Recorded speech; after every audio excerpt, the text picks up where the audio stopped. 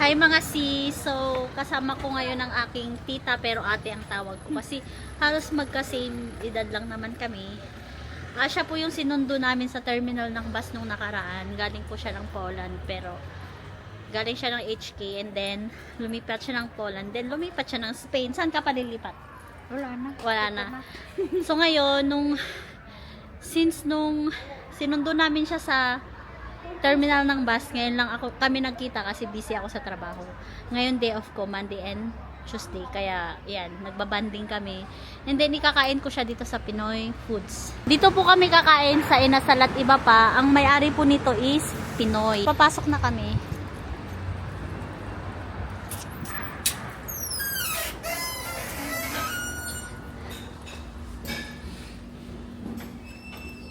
Namimili kami ng ano namin. Ito yung mga menu nila.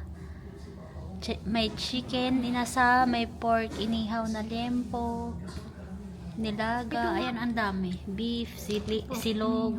Meron pa sa likod te. Ayan. Yun, gusto mo yung may mga sabaw. Nagsabaw na ako. Pili ka kung gusto mo dyan. Ito po yung ambience ng ano nila. Malaki-laki siya. Pork yung sayo, so ako hindi ko tuloy alam ang kakainin. Masarap din ang chicken inasal nila dito. Hindi ko alam ang orderin ko mga sis, so dapat may sabaw kasi Ikaw magsabaw pa yung ano? Ulalo. sige yun na lang. Okay po. Yung sa kanya po inihaw na lempo. May ano, yung menu po yung may kasama ng ano. Tsaka yung sa akin, may bulalo po. Meron po. Ayun din po yung sa akin. Drinks po? Hindi, meron na. Kasama yun. Kasama ba o pwedeng wala? Kasama. Kasama talaga. Water lang sa akin kasi may drinks na ako. Ikaw, may panta ka na eh. Water. Kasama yun, water lang. Pareho water. Opo, kasama yun. Salamat. Thank you. Ito, first kayo nung tawa ni Manong Melinda, ganyan din tumawa sa Thank you. Kumusta naman ang Madrid? Ganda. Tapos, Parang feeling ko nasa Baguio ako. feeling mo nasa Baguio ka. Taga Baguio kasi siya. And then, anong kaibahan ng Hong Kong at saka Poland at saka Madrid pala? Ay naku, sa Poland wala. Malungkot kasi napuntahan niya. Doon, tapos liblib pa. Liblib kasi yung napuntahan niya. Wala sa siya city. 4 hours ka sa city, no? Hindi parang 7 hours. Yun. Ang layo niya sa city kaya nalungkot siya doon. Pero sa HK, anong kaibahan ng HK at Madrid? Parang dito, parang mas free. Yung freedom. Oo, freedom. Tapos, parang Di ba sa HK sa ano lang kayo nag-i-stay pag day off nyo? Sa mga kali-kali. Parang Mga napapanood ko sa park. mga pero kami, mga vlog eh. hike kasi kami. Tapos may mga natutulog sa gilid-gilid ng ano doon talaga. Hindi kayo pinagbabawalan, no? Hindi. Tapos may mga nagpa-package doon sa mga gilid-gilid, no?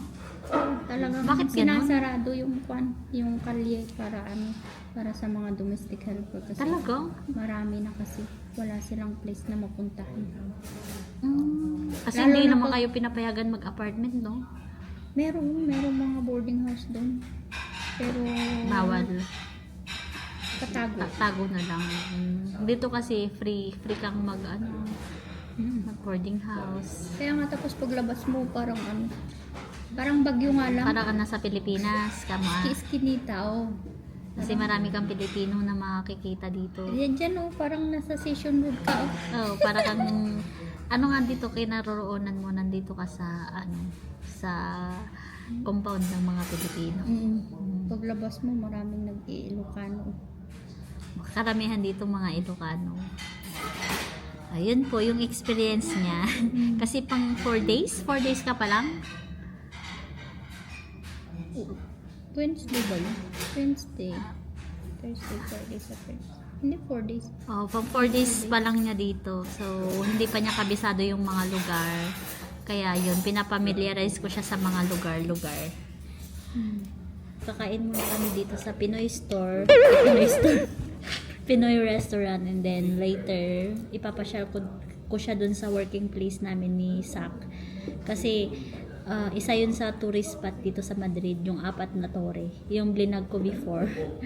And then dun sa working place namin is maganda yung ambience doon, maganda yung mga tanawin, yung mga resto, meron ding park doon. So dito ko na lang muna siya ipapasyal sa malapit, and then pag na-familiarize na niya and nagka-work na siya, doon kami mamamasyal sa mga malalayo pag nagtugma yung mga times namin.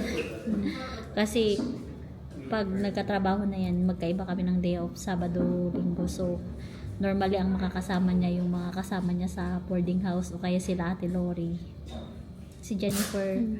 Pero ako, baka madalang niya akong makasama. Pag mga kola. Kaya tignan natin. Let's see. Ito, kakain na po kami. Yung sa kanya is liempo ba yan? Tapos sa akin is bulalo.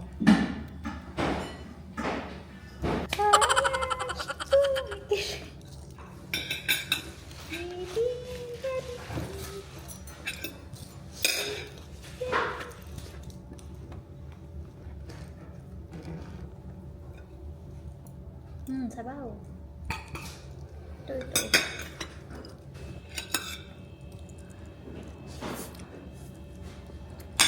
Meron kaming meron po kaming bisita, mga sis. Dumating siya galing work. Tapos na siyang kumain. Mag-CR muna ako. Teka, magbayad muna ng bato. Ay, ba't ko na-cancel? Tarheta po. Grabe. Nakabay. Bumili pa pala sila ng chicharon. So, muntik ko pang makalimutan yung camera ko. 600. Ha? 600? Vamos!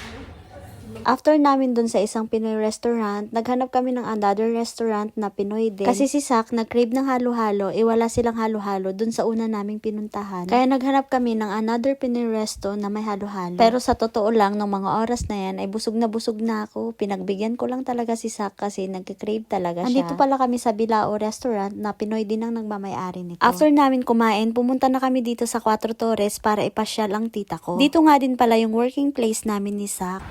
So, mga sis, dito ko ipapasyal yung auntie ko sa Cuatro Torres na blinag ko before, na trending, yung nakaabot tayo ng 500k views. Ito siya. Makita nyo? Ayan. Maraming mga kapwa natin Pilipino ang nag-argue about sa building na, yung isang building dito na pagmamayari ni Tan, na yung sinabi ko na Filipino-Chinese siya. Pinanganak siya sa China, Chinese blood siya, pero kiniklaim niya na Filipino siya kasi sa Filipino siya lumaki at naninirahan until now. And then ang pinag-uusapan kasi dito, yung kiniklaim niya na Filipino siya kasi flag natin yung flag natin yung nakasabit doon.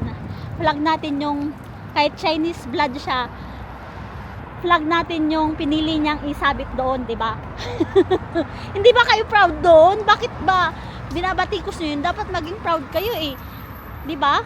Flag natin ang inano niya instead of China. O ano ba? Bakit ba? Ano bang problema niyo doon? Hindi. Kasi maraming nag-a-argue na, Chinese pa rin yan, Tan. Ang topic dito is yung pag-claim niya na nandyan yung flag natin na tinataas niya, winaway-gay niya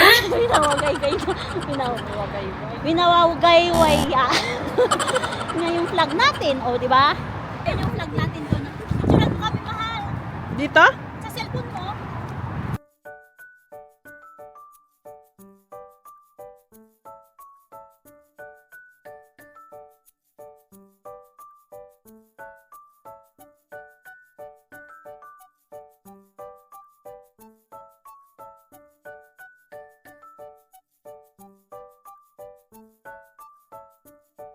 Hanggang dito na lang muna yung vlog namin, mga sis. Hindi na rin kami masyadong nakapag-vlog nung andyan na kami at nung pauwi na kami kasi medyo malamig nung mga oras na yan. And gusto ko rin makapag-banding kami at magkwentuhan ng walang camera. Thank you for watching. Hanggang sa muli. Love you all.